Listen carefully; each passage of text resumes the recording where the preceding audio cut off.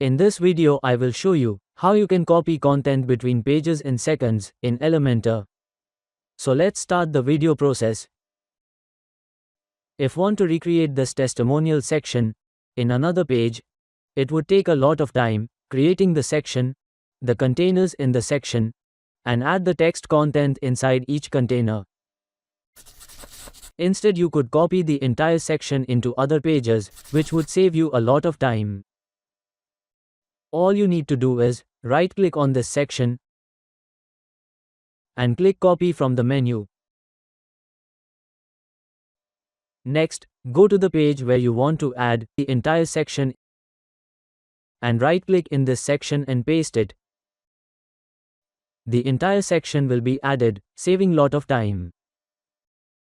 And move the section where you want to add the section within the page.